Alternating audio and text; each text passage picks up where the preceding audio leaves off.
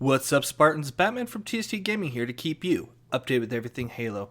And today we're going over part 2 of the Season 1 Outcomes Report from 343 Industries. But before we get started, please subscribe for more Halo content.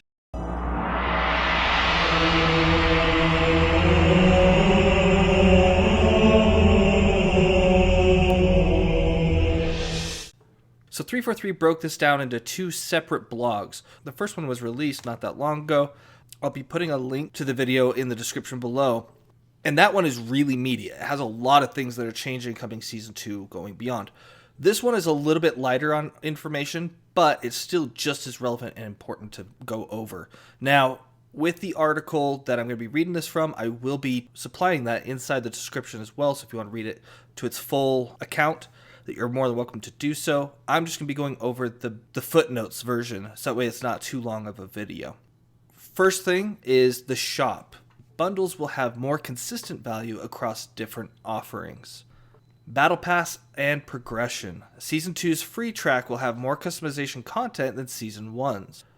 Players can earn 1000 CR in the Season 2 Premium Battle Pass. Weekly challenges will see continued improvements.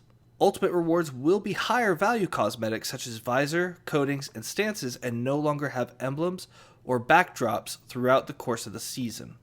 Theater and Observer will have updates to address overall stability, issues caused by viewing multiple films in a row, and problems that arise when observing multiple matches in a row. Some of the other main takeaways is that they're working on more cross customization for certain pieces to be able to be utilized with other armor cores. They say it's going to take time. They may even have to break it down to individual pieces over time. So we'll have to keep an eye on that to see what happens. They are working on a career progression system that's separate from the Battle Pass, as well as award per match XP that takes performance into account. They're updating the challenges to be worded more correctly so that way you can get correct progress when expected, and they're getting rid of some of the situational ones, specifically the Killjoy challenges. One thing I'm really happy about is the fact that the ultimate rewards in Season 2 are going to be more than just emblems or backgrounds.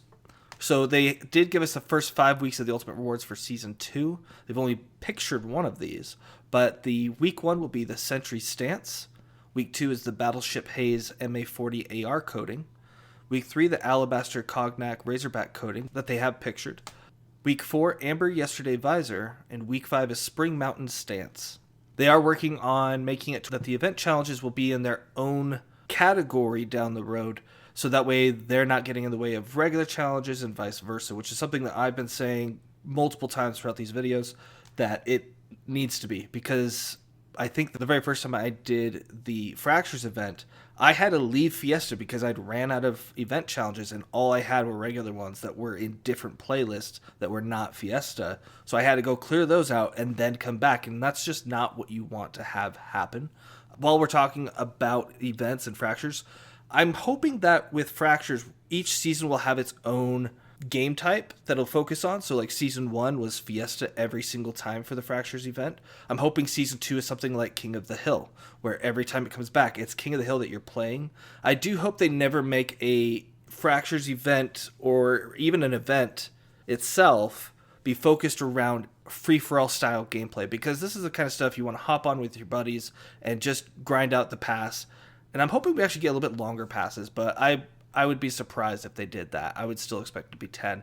But I'm really happy to hear that they are going to be separating those, so that way we can have a little bit better opportunities to aggressively grind out the challenges that we want to. And with that, that's all we have for today. Again, if you don't know what happened in Part 1, there's a lot changing. There's some buffs, there's some nerfs, looking at you, Mangler, and as well as a lot of other things. So if you want to check that out, we'll be putting that in the video description below. And that's all we have for today. If you did enjoy this video, please like and subscribe. Thank you for watching TST Gaming, and until next time, just play.